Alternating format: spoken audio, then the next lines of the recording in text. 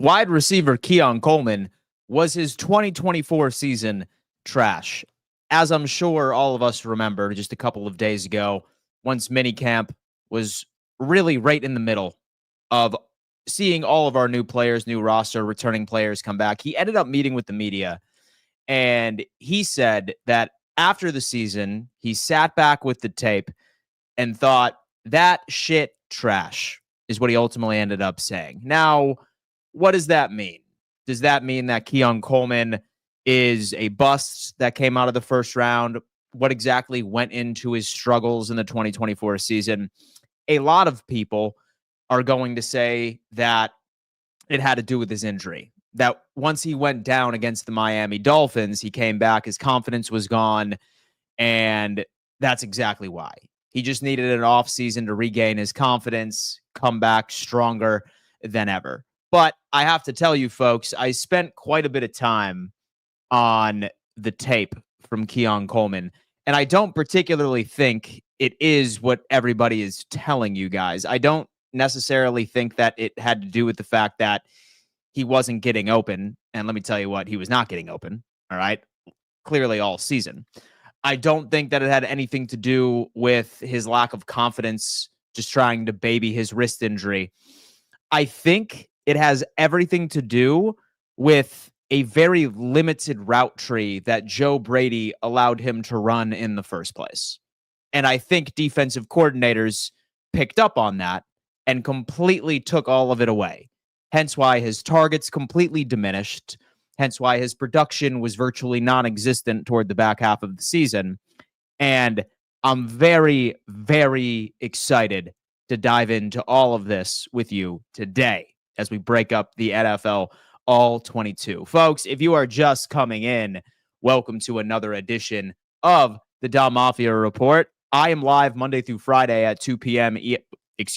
At 10 a.m. EST, breaking down all of the trending topics surrounding your favorite NFL team, the Buffalo Bills. If, for example, you rock with this style of content, please do me a favor, smash that like button, subscribe to the channel if you haven't had an opportunity of doing so already, and roll call in the chat for me as well. I am always curious to see how far Bills Mafia truly extends. Let me know where you're tuning in from, what team you are currently rooting for. I know a lot of you, and so I know a lot of you guys root for other teams, and you just like to come in and say what's up to me, and I appreciate that. So go on ahead, let me know where you're tuning in for. Let's do a quick little roll call as I give a giant shout out to today's proud sponsor, and that just so happens to be William Mattar. Folks, if you were ever hurt in a car, you better call William Mattar, #1 car accident attorney in the state of New York. All right. I would never wish a car accident on anybody, but say, for example, it does happen. It is imperative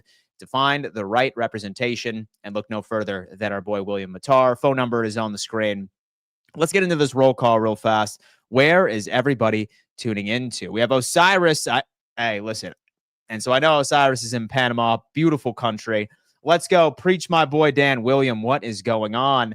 Florida, go Bills. Mason Belts. We have Sweden, go Bills. 716 is in the chat. 716 born, ready to go. Let's talk about that. We have the Bowling Green, Kentucky, go Bills. Corvette Assembly. What is going on, my friend? Fort Drum, New York is in the chat. VV, what is happening? Bradenton, Florida is in the chat. Shout out to Dennis. Locking in. Man, we have vacationing at the Grand Canyon now. Go Bills. Scoop Prods, enjoy the Grand Canyon. I appreciate that. Bradenton, Florida. Let's make it happen. The real reason is Joe Brady made the Bills a running team to take the ball out of Allen's hands and control the turnovers. Allen has not been throwing the ball as much under Brady's offense. Hey, whatever works, works. Brazil, Bills. I live in Snyder, Buffalo. That's what I'm talking about, man. Saratoga Springs. The race review is in the chat. Guys, I sincerely appreciate you coming in and showing a little bit of love. Please smash that like button for me because we need to find some answers right now to the Keon Coleman experiment. All right. So as I ended up teasing a bit earlier, right, many people thought that Keon Coleman came back from his injury and he was just never the same due to confidence or lack of physicality. I do think that those two factors played a little bit of a role, but nowhere near as much as people are letting on. There is one key trend I would like all of us to pay attention to as I pull up these next couple of plays. And specifically, I want you to look at the route concepts that he is going to be running within these next couple of film, right? This is from the Arizona game. It's off to the left, Z receiver, runs a little bit of a mesh route, wide open, turns upfield. Scheming him open because he's not the fastest. We understand that. We understand that he is not particularly that guy, right? He's not particularly that dude. Moving on, I have to look for second 106. Let me see. Bear with me here, folks. Second 106 from Baltimore. Let's take a look at this one real fast. All right. So a mesh route, keep that in mind. Following, have Keon Coleman as the X receiver right here, press coverage. This is a fade route. Bread and butter, solid reception there. And then last but not least, I kind of want to give you a better look at this other Baltimore game that we have here. It was the third quarter, 8:47. Third quarter, 8:47. Let's check that out. There you go. Very next play. Here he is. Fade route. Once again. Check the next one. Third, 132. Once again. Here he is. Once again. Has some press coverage here. And by the way, he did have a very good game against Brandon Stevens. I have to give it to him. Fade route. Now, why I'm showing you all of this, folks, is for one reason and one reason only. All season, Keon Coleman, 90% of the plays that he was on the field, he ran one of three routes. Maybe occasionally a mesh concept was installed here and there, right? But he ran either a slant, he either ran a fade route, or he either ran a comeback route. Now, why was that the case? I think that becomes a question. Number one, it was Joe Brady wanted to put training wheels on him and really didn't scheme him into like being utilized or expanding his said route tree, whether or not to give him some sort of advantage because he's not the fastest, he's not the best with separation, and he wanted to open him up the best where he could demonstrate his physicality. Or number two, those are the only three routes that he is comfortable running. Maybe he's not the best when it comes into digs. Maybe he is not the best when it comes into out routes. Maybe his route tree just needed some further, who knows? And unfortunately, I am leaning toward the fact that those are the only three where he is the most productive and he struggles everywhere else. That's kind of where I'm going with it, because one of the biggest things that I ended up noticing, okay, was when we ultimately ended up playing the Lions. This was notably back when he came back from injury. And everyone was just like, oh, like, why are his targets going down? Right? Like, why are his targets going down? Why are we not seeing the same Keon Coleman that we all know and love? And I got to tell you, I'm going to go ahead. I'm going to put this. Bear with me here, folks, as I find the specific play. Week 15 of the Buffalo Bills. I'm going to go to play result here. Excuse me. I'm going to go into pre-snap, play situation, play type, pass play.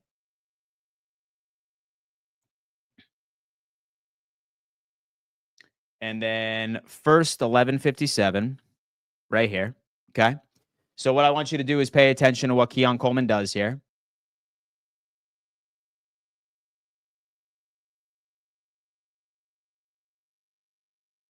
So once again, you're going to notice that he goes back into his bread and butter.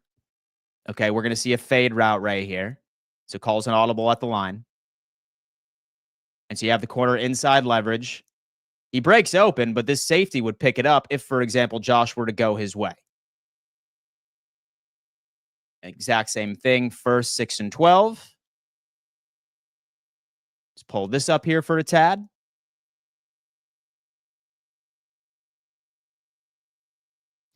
And so here you have Keon right here. So lined up, once again, press coverage is on Keon. Have motion and Curtis Samuel. Another damn fade. Another fade from our boy, Keon Coleman. Now, what am I going to call him? I feel like I got to start calling Keon Coleman the fade god, right? Because that is really all Joe Brady ever asked him to run. So, looking at a lot of these plays, I don't think it had anything to do with, oh, he's injured, right? Or like he doesn't necessarily have all that confidence anymore. That's why he's not really living up to expectations. Folks, it's because defensive coordinators are intelligent. When they look at a wide receiver and they say, all right, out of all the film that I have seen from this young man all season long, we can either expect him to run a fade outside the numbers. We can expect him to run a quick little slant route, sometimes RPOs. And I hate that I have to show you this one play, which is about to go on, but I have to. All right. I have to show you this one play. Or say, for example, that they say that he just needs to do like a quick little comeback as well. Eventually, these defensive coordinators are going to look at everything and say, oh, well, that's exactly what he's doing. And they end up scheming, taking that out entirely. So he was covered, folks. So he was covered appropriately. And these DBs were starting to make slight little tweaks of gaining that inside leverage, outside leverage, whatever it was to take him out of the game entirely. So that's largely what I was seeing. And then this is probably going to absolutely drive you bonkers here. Let me see. I have the Houston Texans. This was pre-injury. This is pre-injury right here. And this right here was also, oh my God. Oh man, who remembers this gem? Gem right here, right? Right in the damn back of the head for our good friend Keon Coleman. So how I'm looking at it is his first year, he had training wheels on. And Joe Brady really wanted to slow walk his implementation right into this offense. And once the 3 routes that he was most comfortable running, like were taken off of the board entirely, I feel like Joe Brady just didn't have confidence that he could play any other sort of role. Like, I have looked at each and every single target. I've looked at quite a few snaps here and there, but say that Keon wasn't running one of those 3 routes, his targets just weren't there. So, in order for improvement, I don't think that he's ever going to be the wide receiver that's going to create regular separation, right? But I do think that if you could implement some sort of appropriate timing with Josh Allen and some other route concepts, I do think that he could be effective. And watching some of the physicality, like one of the best examples I think that I saw too, and because I can't even go on ahead and I can't say that his physicality took a massive like downturn after injury, because I think the biggest difference was when you compare this play right before he was injured, and this was against Woolen, right against Seattle, like press coverage. It didn't bother him. Great hand placement, solid footwork here, right? Stays on him, but jumps up and goes to get it. So you can tell that he was hungry as hell for that one specific play. But then when you compare that, unfortunately, to a play very similar that happened against the New York Jets the second time, this is going to be first 823. That's it right there. Now you can tell that something was in his head during this rep against Sauce Gardner, which specifically was the exact same thing. Like you saw almost zero effort, especially compared to that last play that we played. So if I'm sort of wrap this up with a beautiful little bow, what I'm going to say is why Keon Coleman had a slow second half of the season was exclusively due to that defensive coordinators ended up figuring out how Buffalo was utilizing him, and he was unable to adjust, and Joe Brady was unable to adjust his play. It had nothing to do with what was working for Buffalo, and that's why they avoided him. Most defensive coordinators just had an answer, and it took about halfway through the season, right before they started to catch on, that he was just a 3-route wonder. Say that you will. So I'm still optimistic with Keon. I really want to see him expand his route tree this year.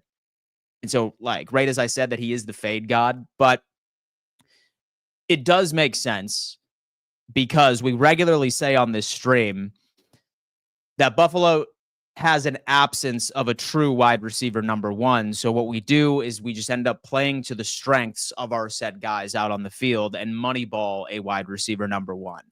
Keon is quite clearly a contested catch guy, especially since, hey, like we're seeing him run quite a few fades.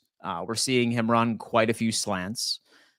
And the only two routes that he really gets any sort of separation on in general is comebacks and slants, which is probably the easiest routes within the route tree to gain separation in general.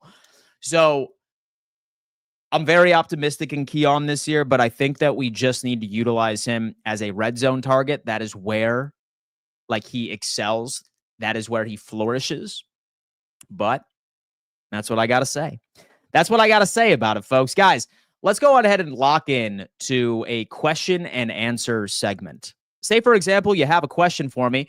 Please do me a favor and label it appropriately with a Q and or an S so I can easily decipher between the two. I'm just trying to make sure that I have a quality experience for anybody that is tuning in on the replay of this episode, or a quality experience for anybody that is listening on Apple Podcasts and or Spotify. And by the way, folks, if, for example, you want to help me out and go follow me on Apple Podcasts or Spotify, wherever you listen to podcasts, and leave a review, that would be so incredible.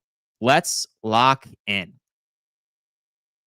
I grew up in Rutland, Vermont, and spent a lot of time in St. Catherine. We are neighbors. All right, so we have Milka has come in. We have Keon's season was a tale of two halves. You should do a deep dive on his play in the first 7 weeks as well. So before his injury. So I got to tell you what, man, listen, like he was wildly, right? Like wildly a huge piece to the offense. The problem was, Milka, is that how we use Keon Coleman never changed. And I think defensive coordinators started to pick up on that. Again, because we really only ever asked him to run comebacks, fades, and slants. And that's about it, right? And you go into it because I have so many plays from the beginning of the season where he actually looked really, really good. Like, let's talk about Baltimore, where he absolutely owned Brandon Stevens. And look, I got to tell you, like that game against Baltimore absolutely sucked. But what I can tell you is that he owned this cornerback specifically. Here he is at the top of the screen. Once again, a fade route, you know? Solid, man. Like he absolutely owned Brandon Stevens over and over and over again. And that was the only play, and that was the only receiver that Josh Allen was regularly hitting during that game. Whether or not that you just wanted to say that that was like a bad matchup and Keon absolutely owned him, like, look, so first half of the season, why I think that that was so successful, like had to do with the fact that, so the defensive coordinators just didn't know that that was all the Buffalo Bills were using him for. Sort of how I would explain it is like you're playing some kid on Madden that just continuously like rotates the same 3 plays and you eventually catch on to it. That's exactly how I think they looked at Keon Coleman midway through the season and didn't necessarily have to do anything with the injury. Like maybe like 5 to 10%, like you saw his physicality go down a tad. But I just think that it was defensive coordinators catching up, like based off of a very limited sample size of what he could do on the field, right? Definitely fellow Bills fan for life. I think Keon will be a lot better than we think this year. Yeah, man. Look, he's going into his second year, and each and every single season, you see a Buffalo Bill player take that second year jump. I wonder if this is the year where like he has worked on expanding his game, expanding his route tree. I really hope that Joe Brady is working with him as well. I really hope that the wide receivers coach are working with him as well. He's never going to be a guy that's going to be able to create crazy separation on goes, right? He's never going to be a guy that's going to be able to create crazy separation like on dig routes, for example. Like even in times when you see a wide receiver go into their break for a dig, like 9 times out of 10, you're seeing DBs just utilizing the trail technique, which is where they're always like a step behind so that they can easily adjust. So that doesn't always necessarily mean separation either. But it's crazy when it comes into it, right? Because say that I wanted to do this. Let's do separation type. Let's do open 3+ yards. Like we end up pulling this up like this year. Right out of all of the 62 targets or 62 receptions that Keon Coleman had, like he only had 11 plays last year where he created separation. And I'm willing to bet that all of these are from a mesh concept, a slant, or a comeback. Let's see. Here's number 1. So this is where he had at least 3 yards of separation and only 11 plays all season. Yep. That's just mesh and he wasn't even covered, right? So mesh and like he wasn't even covered. You're sitting here basically, and so it almost looks like a quarters coverage, right? Because like you're finding the box right here, right between these 4 defenders, and then a triangle. And this linebacker just stays in his zone. So I'm not necessarily sure. I'll be like, wow, crazy separation from our guy. And here's the next one where he created at least 3 yards of separation. Let's see. So a mesh route, like I said. And so I'm kind of willing to bet that this is, all right, slant. There you go. Separation, found open space. And so I'm not going to hate him for that. Let's check this one out. Be right here. Yeah. And so a little screen. So it's kind of tough to like say, wow, look at that crazy separation. A screen probably isn't that ideal, if you will. What's going on with my NFL Pro here?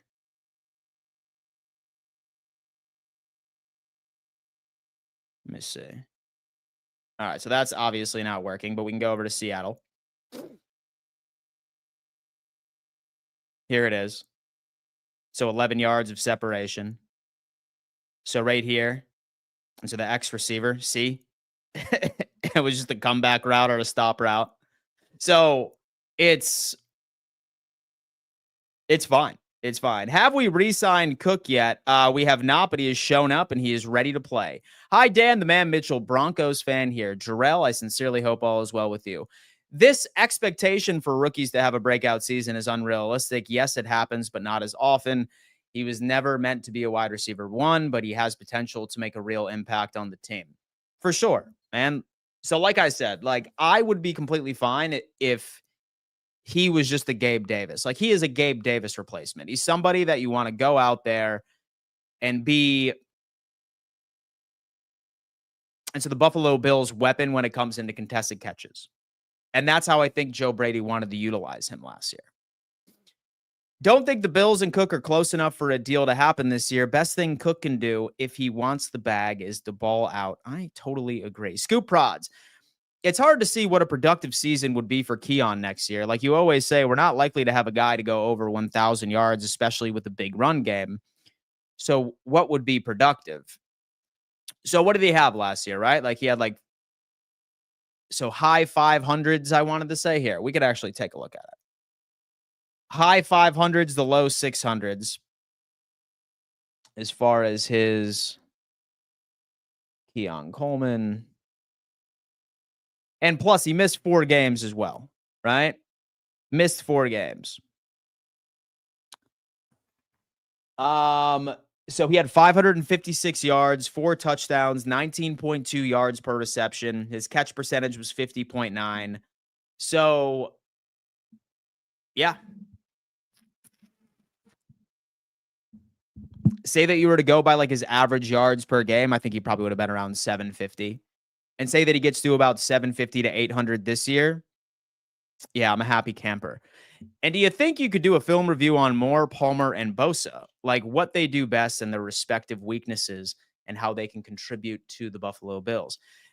I'm going to tell you what, Nick 716. I am going to do that. Indeed. I do feel like Bosa is going to be interesting because a lot of people are like, oh my God, he's injury prone. He's terrible. But one thing I would like to point out is how effective he is when he is healthy. That's going to be very important and something I would really like to point out. Now, Palmer is certainly interesting, and same thing with Elijah Moore. I am happy to pull out some tape that I like. And those 2 to 3 routes that he's good at are ones that he needs both hands to fight for position and get separation because he's not fast. Exactly. So it's really going to have to be a really good throw to the right shoulder from Josh Allen, especially if we ever want a world where he could potentially crack about 1,000. Like their chemistry needs to be at 110% really for this to work for him is what I've seen. Charles Patterson, I think the stars are aligning for a Super Bowl win this year. I am calling this Peyton Manning effect. I got to tell you what, Charles Patterson, I sincerely hope so, my friend. I feel very comfortable with our depth on this team, and that's what's been plaguing us. And do you think they didn't want to put a lot of film on his routes for this season to give him a second-year advantage? I don't think that they would have thought that deep on it. So what I think is really what was just pointed out by Milka here, where he said like those 2 to 3 routes, which was the fade, the slant, and then the comeback, and sometimes a mesh concept, were really so the only ones that the Bills felt comfortable in him running. I'm hoping that this offseason he spent some time with his wide receiver coach and he could expand that route tree a tad. So I just think that like him being handcuffed, like right to that very limited route tree was just based off of what he could actually execute, like on an effective level. So I don't know. We have Charles Patterson. I think the stars are aligning for a Super Bowl this year. We already got that. Charles came in as well. And do you think with certain players having a last contract year, they are really motivated to play Super Bowl ready football? Absolutely. That is always something that goes into it. Mason Belts, Keon Coleman's press conference definitely was encouraging. He has been working on his craft a lot this year, apparently. Good, man. And that's half of the reason why I wanted to make this video today was really unpack and see like what was the problem last year? Like what was the problem? And really all it was just like a very elementary like style execution or a very elementary style game plan for him due to his lack of capability. Like that's basically what I found from it. Matt, expecting big things from the DK bros this season. Matt Kate has come in. I appreciate that. Teddy Bandana. I heard that the Bills are going to be wearing the new rival jerseys on week 3. You got to cop one of them at the Roundtable Sports event. Teddy, say that it's at week 3. That is absolutely insane. And I'm going to have to cop one. 0 questions asked. I'm so excited about the Roundtable event. You have no idea. Which receiver do you think gets the first touchdown pass of the season? Oh, man. And so we have a gambler in the chat, ladies and gentlemen. First touchdown for the Buffalo Bills. Who gets a tutty? First wide receiver that gets one. It's got to be somebody obscure. It's got to be somebody obscure that nobody's thinking about. So my bet is Curtis Samuel. Curtis Samuel will have the first touchdown for the Buffalo Bills this year because that's how our seasons typically go. Dan, sometimes it's hard to understand what some of these wide receiver routes look like. With the route tree, it's more easier for me to visualize, especially since we are discussing Coleman. Yeah, for sure, man. So it definitely takes a lot of work, like all off season. So what I have been doing is watching videos. And so I bought this course and stuff like that to help me begin to learn. It's a long journey when it comes into reading film. It's a long journey, but all off season I've been spending a lot of time because I do think that that would be valuable to everybody that watches me. And I hope that I just get a little bit better after each and every single video that I put out. So, very sick. Very, very good. Nick's 716. Why do you think Josh and Kincaid couldn't get that connection down and be delete due to Mahomes and Kelsey? Sorry, guys.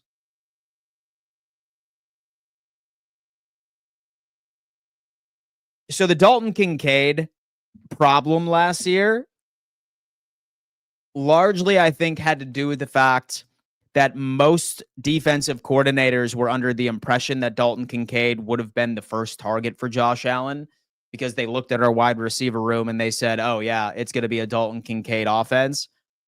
And oftentimes you would see Dalton Kincaid in very tight coverage scenarios, double coverage, sometimes triple coverage, especially toward the beginning of the season. And Josh very oftentimes would try to force feed Dalton right into less than ideal coverage scenarios, and it just didn't work. So I think now that what Buffalo has shown that they truly are an everybody eats type offense, I think that's going to open up Dalton Kincaid a tad more this year. Matt, Kate, and do you think regardless of the season outcome, we lose Joe Brady? So I'll say this, Matt. I was shocked when he didn't leave this offseason. I was absolutely shocked, especially with what he is able to do. He is an offensive genius. So how he incorporates motion, like he motions into bunch, like he is a defensive coordinator's nightmare. And I thought almost for sure that he was going to be either the Saints head coach or he was going to be the Jaguars head coach. Really thought that that was an opportunity for him because he's that good. So let's just count our blessings that we have him for one more year, and we'll see. Because I do think that he does have aspirations of becoming a head coach. And he probably stepped back because he didn't like any of the opportunities. Time will tell. With the size of Keon in mind, do you think he could transition into a tight end guy like a Darren Waller? I don't think that he would go that route, but we'll see. We should hire Matt Canada. Absolutely not. Dan, and do you have any thoughts on what Landon Jackson will do as well as Maxwell Hairston? It's tough to say. It's tough to say when it comes into Landon Jackson, right? I actually ended up hopping on a show with my good friend Broshmo. He is probably the best NFL draft YouTuber on the platform.